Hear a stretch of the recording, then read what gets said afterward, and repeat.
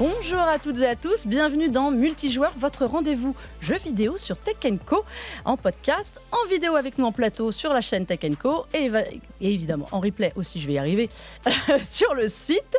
Et pour ce nouveau numéro, eh bien, nous allons le consacrer à Diablo 4 qui sort cette semaine. Et pour parler de ce jeu et de la saga, je reçois Ambroise Garel de Canard PC. Bonjour Melinda, ça va? Mais bien et toi? Très bien.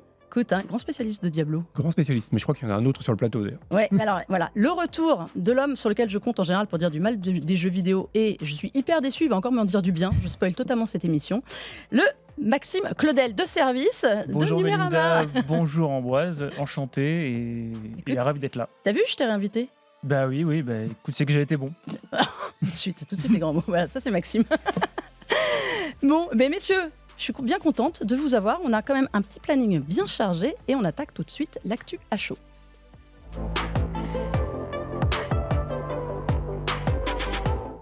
Alors, pour commencer, eh bien, cette actu, on va la faire en prévisionnel. Dans quelques heures, le Summer Game Fest démarre, c'est-à-dire le mois de juin du jeu vidéo comme avant, mais plus sous bannière E3. Ça veut dire qu'il n'y a plus de conventions comme avant, mais il y a toujours les conférences. Et ça commence eh bien, avec le Summer Game Fest show de Geoff Keighley ce soir. Qu'est-ce qu'on en attend, Maxime? Eh bien, on ne sait pas trop finalement. Ben oui. C'est-à-dire, mais je pense, Merci. je pense que comme d'habitude, il se fendra de quelques tweets à quelques heures de la conférence pour dire il y aura ça, il y aura ça, il y aura ça, il y aura ça. Après, c'est quand même le grand temps fort de juin, donc on peut quand même s'attendre à quelques bits, d'autant que le PlayStation Showcase n'a pas été un peu tiède. Peut-être que Sony s'est gardé quelques billes d'ailleurs. Et puis la même semaine, on a quand même la grosse conférence Xbox où Microsoft joue gros. Donc c'est quand même une conférence qu'on va regarder. Et on espère qu'il y aura des surprises. Après, on sort quand même d'un premier semestre assez dense. Est-ce qu'on attend encore en fait vraiment des surprises? C'est ça ma question. Parce qu'on parle de Death Stranding 2 de Kojima, qu'on attendait peut-être éventuellement au PlayStation Showcase. Qui est un ami de Geoff. Qui est quand même l'ami de Geoff. Donc normalement, je pense qu'il lui a peut-être réservé la primeur. On attend aussi des nouvelles de GTA 6. C'est ça, je ne sais pas si on en aura cette année. Il y a beaucoup de choses qu'on attend, mais qui sont plutôt sur le long terme. Et c'est vrai que là, souvent, il y a quand même des pronostics qu'on peut faire avec une certitude relative, on va dire. Là, il n'y a pas grand-chose, en fait. C'est vrai. Et en plus...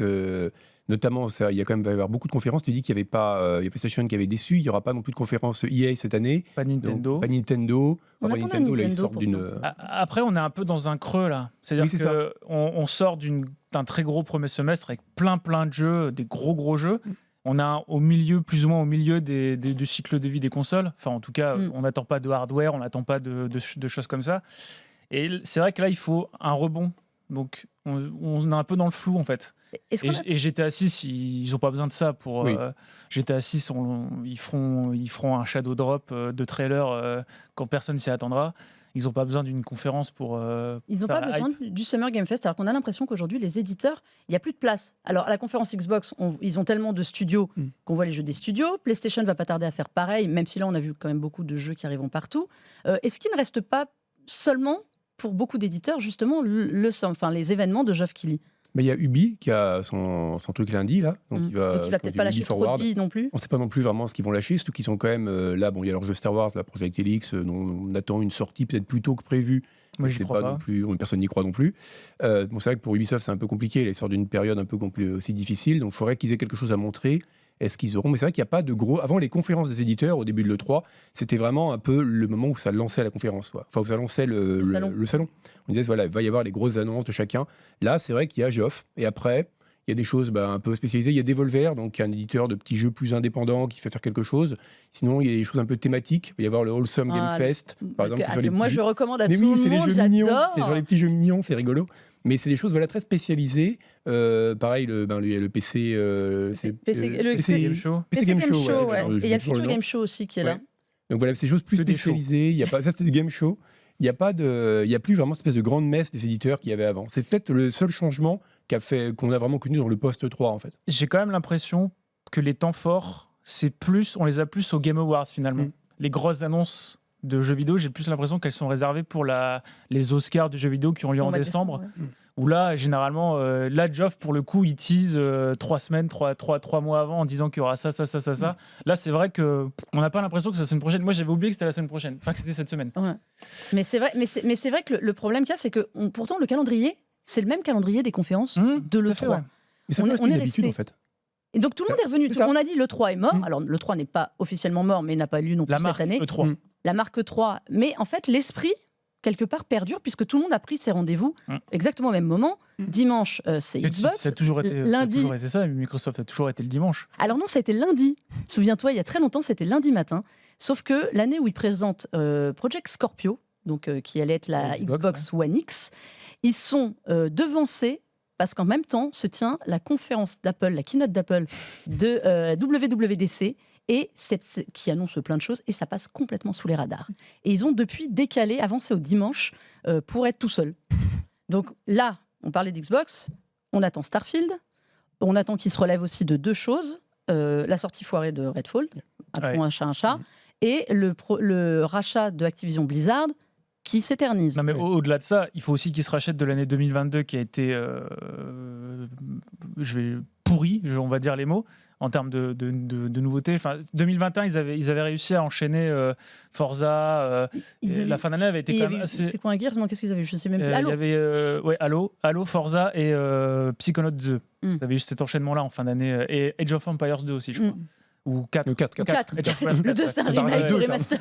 On avait eu cet enchaînement-là en fin 2021. 2022, il n'y a rien eu. Là, premier semestre 2023, on a Redfall qui est juste Redfail. Et surtout, ils étaient quand même pas mal impliqués en plus. C'est pour ça que ça a été dur pour eux. Surtout, Phil Spencer a dit. Phil Spencer lui-même a réagi en disant qu'il s'excusait presque comme s'il avait développé le jeu.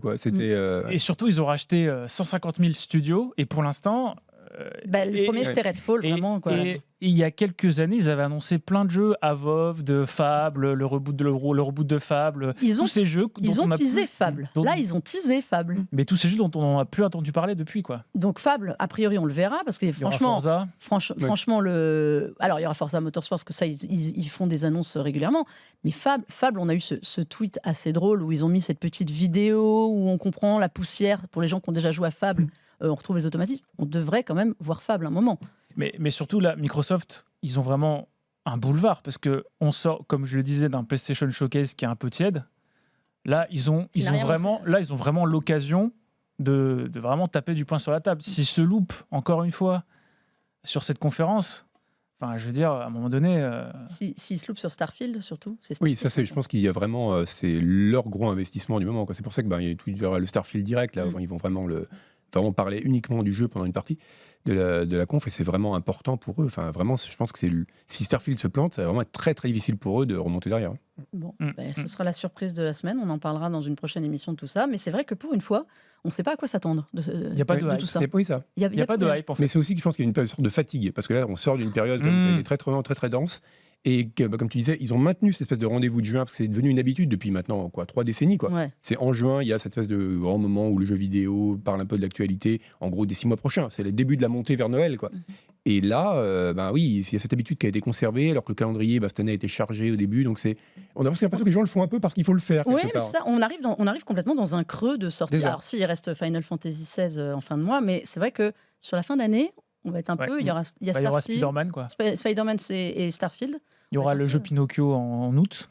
Ah oui, qui risque de faire un peu parler de lui quand même, je pense. Oui, c'est vrai, j'avais oublié. Mais sinon, on n'a pas trop de visibilité sur la fin d'année. Bon, après, on aura des dates tôt ou tard, mais... peut-être qu'on les aura là, pendant le Summer Game Fest. On aura des démos, ça c'est sûr. On verra à quoi on joue. Mais bon, ce sera... Après, on est déjà quand même bien occupé. On va pas se mentir. A un peu de quoi faire d'ailleurs. Et d'ailleurs, on va passer... Merci pour cette transition absolument divine.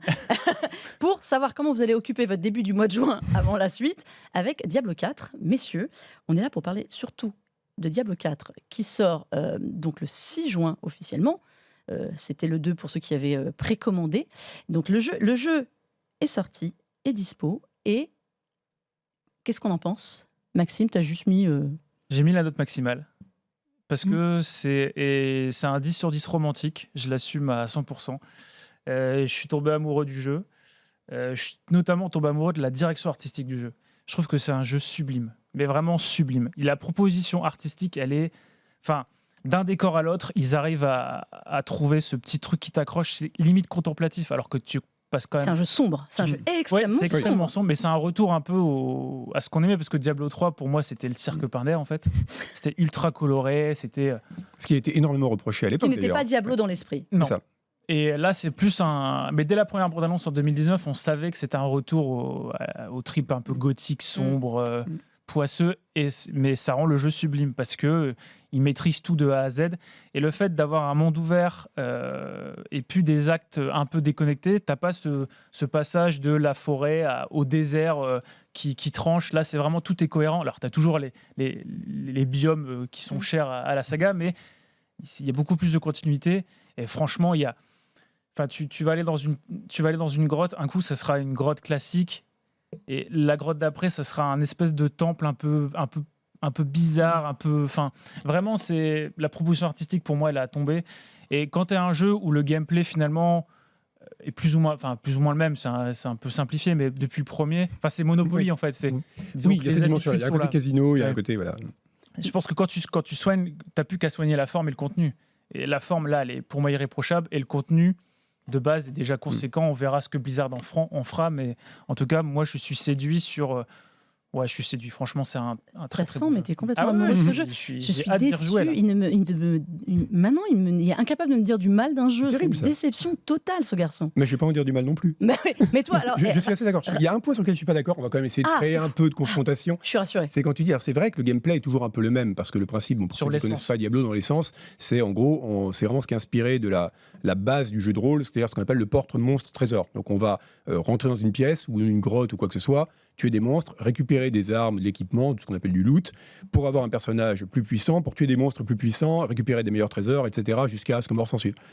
Et donc ce point-là n'a pas changé. Mais d'un jeu à l'autre, ça a quand même beaucoup évolué. C'est-à-dire que le premier, par exemple, était assez punitif. On pouvait notamment, c'était inspiré vraiment de ce qu'on appelait les roguelikes, qui étaient des vieux jeux des années 80 avec des donjons aléatoires, des jeux très très difficiles où la mort était définitive. D'ailleurs, c'est une option qui est encore dans Diablo, qu'ils ont gardée historiquement. Et c'est des jeux, c'est le premier, par exemple, il y avait des objets. C'était rare d'avoir un objet sans compromis. Par exemple, vous pouvez avoir un objet qui améliore le personnage ou une fontaine qui améliore le personnage, mais qui lui apporte aussi en contrepartie des pénalités. C'est quelque chose qu'ils ont retiré dans le 2. Et encore plus dans le 3, qui pour le coup, déjà visuellement, avait un côté. Enfin, les joueurs ont été beaucoup choqués par le côté Ah, puis World of Warcraft, quoi, on peut le dire. C'était la foire. Hein, Ça, c'était la foire, ça clignotait dans tous les sens. On perdait un peu le côté dark qui faisait un peu l'imaginaire de la licence. Et aussi, c'est quelque chose qui avait déjà dans le 2 un peu. C'était une sorte de pur crescendo, quoi. Il y avait presque un côté idle game, cookie clicker, c'est-à-dire qu'on savait, on allait progresser plus ou moins vite, sauf en mort hardcore, mort définitive bien sûr. Mais sinon, on progressait plus ou moins vite, selon qu'on était bon ou pas, mais on progressait quand même. Alors que, et là, c'est quelque chose qu'ils ont gardé dans le 4, mais ils l'ont contrebalancé avec justement un retour à cette esthétique sombre, à une plus grande lenteur aussi. C'est Moi, plus ça- technique, moi je C'était plus technique, le positionnement joue beaucoup. Il y a moins de mobs. Ouais, il y a moins de mobs. Il y a moins cet effet de masse. C'est C'est-à-dire que dans Diablo 2 et 3, t'avais l'impression, enfin, t'avais genre des dizaines de monstres qui t'arrivaient sur toi, mais tu les annihilais en limite sans regarder ta barre de C'est vie. ça. C'était un peu jouissif, mais c'était un massacre. Là, t'as moins cet effet de masse. Et il faut un peu plus gérer tes actions. Enfin, vu que tes sorts ont ce qu'on appelle un cooldown, donc quand tu les utilises, tu peux pas les réutiliser tout de suite, enfin pas tous tout de suite. Tu as une esquive, pareil, tu as 5 secondes d'utilisation entre les deux. Et faut faire attention. Faut gérer mieux Tu son peux effort. mourir. Ouais. Tu peux plus mourir en tout cas. Il y a une très bonne mécanique sur la gestion des potions de vie notamment, qui est toujours une sorte de quadrature du cercle pour les créateurs de ce qu'on appelle des hack and slash, donc ce genre de jeu. C'est comment faire. Et donc il y a plein de jeux qui ont tenté des choses différentes. Path of Exile par exemple qui avait tenté des potions un peu différentes qui donnent des effets en plus. Mais là l'idée c'est d'avoir des charges dans les potions. Donc ce qui fait qu'on sait qu'on peut pas soigner pendant les combats de boss. Il faudra arriver affaiblir un peu le boss pour avoir accès à récupérer des charges pour sa potion. Donc on sait que tant qu'on n'a pas affaibli par exemple le boss de 25%, et ben on peut pas soigner. Donc il faut travailler sur les réserves en fait. Et ça, rien que ça, c'est très très bien parce que ça oblige à penser les combats de façon tactique, à penser la gestion des ressources, ce qui n'y avait plus du tout dans le 3 où en effet c'était juste comment je passe de 2 millions à 3 millions de points de dégâts. Oui, ça. Et c'est audacieux, je trouve, de ce point de vue-là, de la part d'Activision Blizzard pour un gros budget comme ça, de s'être dit, il y a quand même là-dedans des éléments, notamment comme tu dis sur la lenteur, dans un jeu de bourrinage, c'est quand même un peu ça, qu'il y a des moments où on se promène dans les plaines et c'est presque contemplatif, comme tu dis, il n'y a rien, on croise rien pendant une minute. c'est, enfin peut-être pas une minute, mais même pas loin. C'est quand même, c'est audacieux, je trouve. Et même au niveau de l'écriture, moi surtout là, on va pas raconter tout le jeu, mais c'est vrai qu'au début, le fait que normalement il y avait toujours un côté un peu, bon, ce sont des démons qui vont envahir le monde, et un côté un peu, on va dire pochette d'album de métal, quoi, un peu caricatural. Et là, Non, mais c'est vrai. c'est vraiment ça. un jeu de métalleux. Ouais. C'est ça, mais là, le fait justement d'avoir comme méchant Lilith, et ça commence par une question de corruption. C'est-à-dire que c'est un prêtre qui va être corrompu dans une église, et donc le fait d'avoir une représentation du diable comme un corrupteur, et pas juste comme un mec qui arrive avec une armée pour marcher sur les gens, c'est presque plus adulte, quoi. Et puis c'est une méchante. Et c'est une Et c'est une méchante. méchante cette Ouais, fois. ouais, c'est une Et, méchante. et c'est romantique comme C'est histoire. ça, ah, mais complètement. Mais allez-y. Alors, pour ceux qui ne connaissent pas Diablo, et encore moins Diablo 4, raconte-nous, pitch-nous Diablo 4. Alors en gros, Diablo, c'est grosso modo, c'est la lutte entre le ciel et les enfers. Et donc il y a les démons primordiaux qui sont un peu les grands chefs, c'est un peu les ennemis des premiers Diablo. Arrête-moi si je me trompe. En gros, Ouais. c'est ça. Je suis Ouais. pas non plus spécialiste du lore en Et détail. donc Lilith s'est mariée, enfin c'est amourachée d'un ange. C'est un peu les feux de l'amour, en fait. Ouais, mais- ils se sont. Les ils feux de parce qu'en l'amour, fait, Dark. ils en ont marre du conflit, donc ils se sont barrés, ils sont tombés amoureux et ils ont créé Sanctuaire. Sanctuaire qui est en gros la Terre. Mm. Et en gros, au début, la Terre, c'était des êtres surpuissants qu'on appelle les Néphalem, il me Je semble. crois que c'est ça, ouais. Et en gros, ça n'a pas trop plu aux démons, et donc les démons ont voulu détruire Sanctuaire. Et je crois qu'on arrive au moment de l'histoire où, au début du 4, en gros, Lilith, elle est plus ou moins enfermée, plus ou moins bannie des enfers. Enfin, en gros, et donc elle veut se venger. Et elle veut se venger à la fois des enfers et à la fois de son ange dont elle est fou amoureuse. Donc il y a un peu, c'est un peu une histoire d'amour Dark de Fantasy, Dark névrosé, Heroic Fantasy. de névrosé, tu vois. Et il y a vraiment ce côté conflit entre les cieux et les enfers. Et en gros, les humains sont un peu entre les deux, et c'est un peu les victimes collatérales. Ouais. Mais ils ont toujours joué sur un côté un peu mythologique qui était assez intéressant. À chaque fois, de façon différente. Bon, on parlera pas du 3 parce qu'on va être poli, mais enfin, l'histoire en particulier qui était vraiment Je me souviens même plus. caricature, oui, voilà, qui était vraiment caricatural. Mais le premier était intéressant parce que le premier, bon, comme c'était quand même un jeu donc, de 97, c'était un plus petit budget pour l'époque et c'était très resserré justement. C'était l'inspiration de ces roguelikes, les jeux où on descendait dans un donjon là. Et donc, c'était vraiment une sorte de descente aux enfers. Donc, on était dans un petit village qui est Tristram, et il y avait une cathédrale qui avait été envahie par les démons, et il fallait descendre. Donc, on descendait de niveau en niveau, il y avait une sorte d'unité de lieu. Et alors, c'était d'abord une cathédrale, après des catacombes, après des grottes, après on était en enfer, et ça devenait de plus en plus inquiétant, et ça marchait très très bien, esthétiquement, cette descente-là. Et dans le 2, de la même façon, il y avait vraiment un côté intéressant, parce que le protagoniste du premier épisode se tue à la fin, parce qu'après avoir tué Diablo, il se plante la pierre d'âme en fait, de Diablo dans la tête, ce qui fait qu'en gros, il n'a pas réussi à il a combattu le mal physiquement, mais pas moralement. Il a été corrompu à son tour, et ça va devenir ce qu'on appelle c'est le Wanderer. Alors, je sais pas le nom en français, mais en gros, il va partir traverser tout le monde de Sanctuaire, et on va partir à sa poursuite.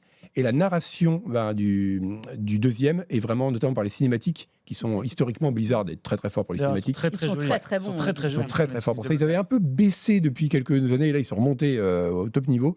Et la narration était vraiment géniale parce que contrairement à la plupart des jeux où les cinématiques elles font que en gros présenter la scène suivante, là c'était raconté a posteriori avec une sorte de twist. On ne savait pas vraiment qui était le narrateur. Bah, c'est ce qu'on voit là et c'était vraiment brillant, vraiment brillamment raconté. Moi, j'ai une question pour vous. Diablo, tout le monde connaît, mais peu de gens y ont joué parce que c'est quand même un jeu qui a la réputation d'être très dur. Moi, je suis pas d'accord. Voilà, non mais c'est ça, c'est ma question. Parce que tout le monde connaît Diablo, mais en revanche, il y a moins de gens qui y ont joué que de gens qui connaissent. Comment ça s'explique? Il y a déjà, donc le premier épisode c'est 97. On est en 2023, donc il y a eu que 4 jeux. Mais oui, on vient d'attendre 10 ans. Plus de 20 ans. Oui, parce Bah, qu'on en fait- appelle, c'est pas un rythme Call of Duty. En fait, comment dire. le 1 est sorti en 97, le 2 en 2000, le 3 en 2012. Ouais. Et donc là, ça fait 11 ans que le 3 est sorti. Donc déjà, il n'y a pas eu tant de jeux que ça. Après, je suis pas trop d'accord sur le côté difficile. Je pense qu'il y a peut-être le côté, enfin, c'est peut-être le côté heroic fantasy un peu sombre qui peut rebuter. Je pense, qui donne cette impression de c'est un jeu dur. Moi, je trouve pas que ce soit un jeu super dur. Tu peux t'en sortir. Enfin, c'est pas un jeu From Software, quoi. Enfin, Oui. Même honnêtement, s'il y a une inspiration, le quatrième, on sent que les Souls sont passés par là. bah, les Non, boss, ouais, sont les un boss, peu plus, enfin les boss sont un peu longs, faut apprendre les patterns, etc.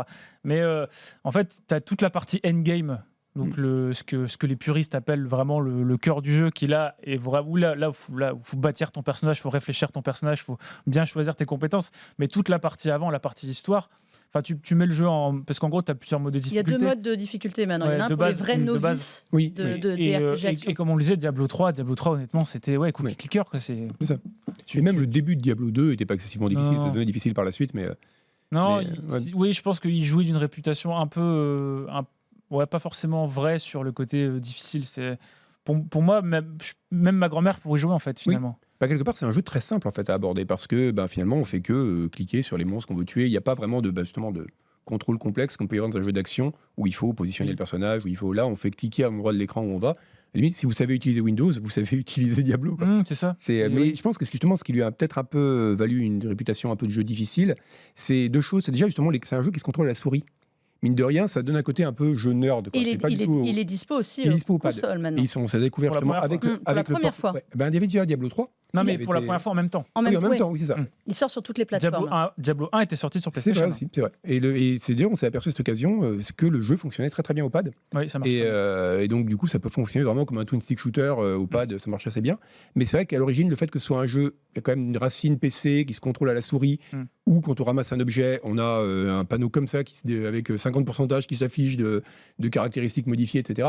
Ça peut donner un côté un peu élitiste. C'est le côté métalleux en fait. Voilà, mais ouais, ça. Et puis un jeu complexe en fait, ça donne l'impression d'un jeu beaucoup plus complexe ou beaucoup plus destiné vraiment à des joueurs un peu hardcore que ce qu'il est en réalité, parce que c'est un jeu très accessible. Ouais. Mais il y a une partie hardcore qui est sur la fin. Mais qui est optionnelle. Ce qu'on appelle, ce qui est totalement Il y a optionnel. 2 modes de jeu, ça c'est ce que j'ai posé la question C'est-à-dire qu'une fois au que t'as- créateur, justement. Est-ce que c'est pas. Parce qu'après la bêta, il y avait quand même eu ce débat sur le jeu est devenu trop facile.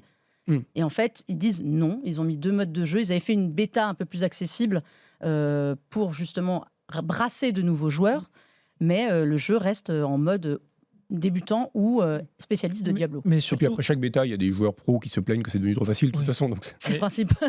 Mais surtout, Blizzard a dit qu'on ne se sentait jamais surpuissant dans le jeu. Moi, personnellement, je l'ai ressenti.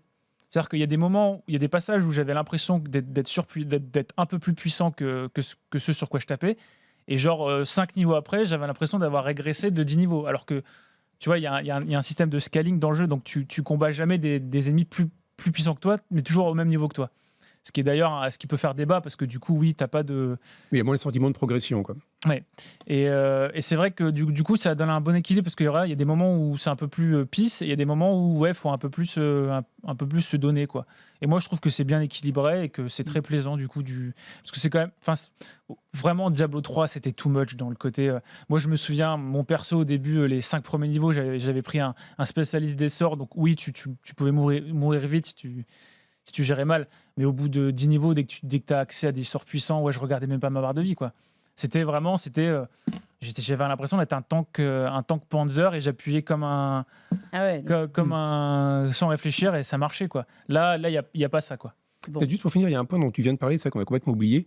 On a dit beaucoup de mal de Diablo 3, mais il a quand même apporté, notamment avec une extension qui est sortie après pour rattraper un peu ce qui allait pas dans le jeu, quelque chose de totalement novateur, c'est la possibilité, ce qu'ils appelaient le mode aventure, qui en gros était la possibilité de se déplacer librement dans le monde. C'est-à-dire que la plupart des hack and slash, notamment des Diablo, on devait faire l'aventure une fois et on la refaisait en boucle, alors d'une façon un peu plus difficile à chaque fois. Et bon, il y a des gens qui aiment ça. Moi, j'ai toujours trouvé ça incroyablement pénible, parce Moi, que j'ai j'aime pas envie pas de jouer ça. en boucle. Voilà, j'ai pas Au bout d'un envie de moment, refaire c'est très saoulant. 57 fois la même C'est séquence. ça. Et là, Diablo 3 avait apporté ça, qui pour moi était une révolution dans ce genre de jeu, de dire, puisque finalement c'est un jeu, on y joue pour tuer des monstres et trouver des objets amusants et créer un personnage, autant le faire librement. Et Diablo 4 a poussé le curseur à l'extrême en disant, vous voulez un monde ouvert. Le voilà. Ouvert. Et je pense que c'est la meilleure décision de design pour un hack and slash. Et puis l'exploration, elle est vraiment très plaisante parce que, encore une fois, je le répète, le jeu est sublime. Donc rien que l'appel du joli décor que tu veux voir te donne envie d'explorer, en fait. Et il faut quand même aimer la boue. Il y a quand même beaucoup, on marche quand même, passe quand même beaucoup de temps à marcher dans la boue. Et les viscères. Et les viscères surtout, Au parce niveau que des décors, les textures mouillées. ils ont quand même gardé une petite dimension horrifique, un peu prenante. Faut pas oublier de le dire. Très horrifique. Et il y a un dernier point qui est important, mais qui n'est pas forcément lié qu'à Diablo, c'est que Blizzard, si on regarde ce qu'a fait Blizzard depuis Diablo 3, ils ont à peu près tout foiré. C'est-à-dire que le remake le remake de Diablo 2 était bien. Non, le remake de Warcraft 3. Ah oui, Warcraft 3, oui. Foiré. Diablo Immortal, foiré. Là, ils sont en train de tuer Overwatch 2. Le remaster de Diablo 2 était très bien. Le remaster de Diablo 2 était moi, très bien. Fait le... Et donc, ça fait quand même plaisir de voir que Blizzard peut encore faire des bons trucs, quoi. Mais là, je pense que c'est un peu comme ce qu'on disait en ouverture sur Starfield. Il pariait beaucoup. C'est comme pour Microsoft avec Starfield. Il pariait beaucoup sur Diablo 4. S'il s'était planté là, ça aurait été compliqué pour eux derrière. Oui, parce que vraiment, là, les casseroles qui se traînent depuis. Sans parler des questions de management. Oui, il y a beaucoup de choses en interne. dehors du plus. Mais ça, est-ce que c'est pas aussi la meilleure pour Xbox aussi un argument de dire il n'y a pas que Call of dans ce qu'on veut racheter, il y a aussi du très bon Diablo. Oui, tout à fait, clairement. Oui. Et bon, voilà. Donc c'est déjà disponible, Diablo 4 sur toutes les consoles pour une fois. Donc l'avis de ces messieurs, foncez, sauf Switch. Qui a envie de jouer. Et on va se faire très vite pour terminer à quoi on joue. Et vous allez voir, je vais complètement changer de catégorie.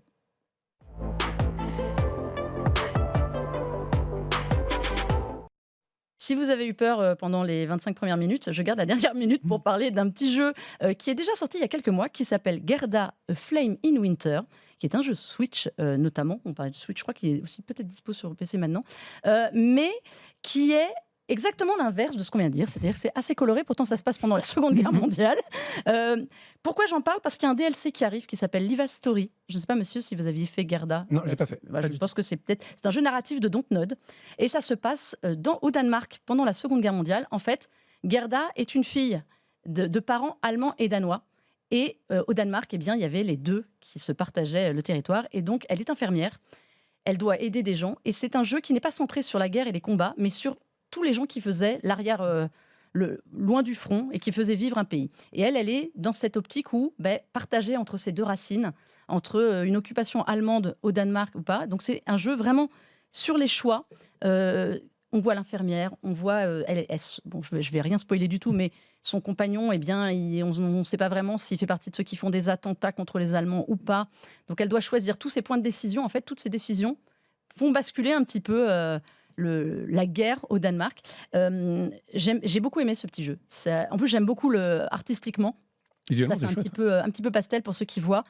C'est un parti pris artistique qui est très très sympa. C'est pas le jeu du siècle, c'est pas Diablo, mais voilà, c'était pour contrebalancer toute cette noirceur de Diablo et pour vous dire que c'est disponible en DLC, donc avec une extension sur un autre personnage, mais toujours dans cette optique de la Seconde Guerre mondiale. Ça participe un peu à tous ces jeux de guerre qui ne parlent pas de guerre, en fait. Exactement. Enfin, de la guerre en. Il y avait Whisper of Mine qui était vraiment. Il y avait, Voilà. qui était vraiment Et très bien c'est un peu là-dessus. inspiration d'Histoire of Mine. Eleven Ouais, aussi. ça c'était un peu dans le même Et genre. puis, On jouait un chat même. On On jouait un chat. On jouait, c'est vrai. Mignon. Et Et, Soldat le Inconnu. jeu, et le jeu du boy. Et voilà. Et le Soldat Inconnu qui existe, dont le deuxième est un jeu Netflix. Si vous avez Netflix, vous pouvez y jouer gratuitement. Donc voilà, messieurs, on est arrivé au bout de cette émission déjà. Merci à vous d'être venus parler de Diablo. Ambroise, on te retrouve sur Canard PC. Canard PC, oui, la numéro de juin est en kiosque actuellement. Donc on parle notamment de Zelda, évidemment.